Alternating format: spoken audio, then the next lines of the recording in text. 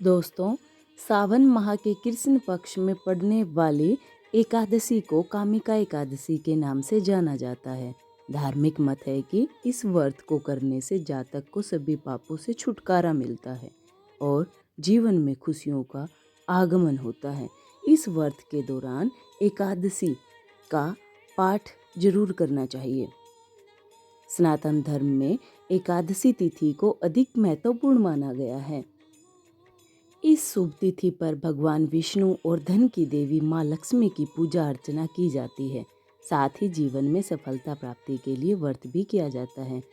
मान्यता है कि ऐसा करने से साधक को हर क्षेत्र में सफलता प्राप्त होती है और साथ ही सभी मनोकामनाएं पूरी होती हैं। पौराणिक कथा के अनुसार प्राचीन समय में एक गांव में पहलवान रहता था।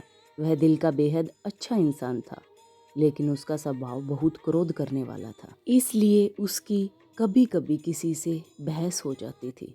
एक बार उसने ब्राह्मण से झगड़ा कर लिया। वह सामने वाले पर इतना क्रोधित हो गया कि उसने ब्राह्मण की हत्या कर दी, जिसकी वजह से पहलवान पर ब्राह्मण हत्या का दोष लग गया। इस दोष से बचाव और पश्चाताप के लिए उसके अंतिम संस्कार में शामिल हुआ, लेकिन पंडितों ने पहलवान को वहां से भगा दिया। इसके बाद पंडितों ने ब्राह्मण की हत्या का दोषी मानकर पहलवान का सामाजिक बहिष्कार कर दिया। साथ ही ब्राह्मणों ने पहलवान के घर के सभी तरह के धार्मिक कार्य करने से इनकार कर दिया। इसके बाद पहलवान बेहद परेशान हुआ और उसने एक साधु से पूछा कि वह कैसे ब्राह्मण की हत्या के दोष से मुक्त हो सकता है। तब पंडित ने कहा कि जब तक वह सावन मास के कृष्ण पक्ष की एकादशी तिथि को विधि पूर्वक भगवान विष्णु की पूजा नहीं करता और ब्राह्मणों को भोजन नहीं कराता और दान दक्षिणा नहीं देता, तब तक वह ब्रह्म हत्या दोष से मुक्त नहीं हो सकता है। अक्षत्रिय ने ब्राह्मण के अंतिम संस्कार के बाद पंडितों की सलाह मानते हुए कामिका एकादशी के दिन पूरी श्रद्धा और विधि के अनुसार भगवान विष्णु की पूजा की। फिर उसने ब्राह्मणों को भोजन कराया और दान दक्षिणा भी दी।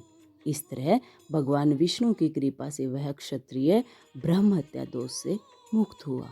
तभी से कामिका एकादशी व्रत की शुरुआत हुई। दोस्तों, कहते हैं कथा सुनने मात्र से पुण्य फल मिलता है।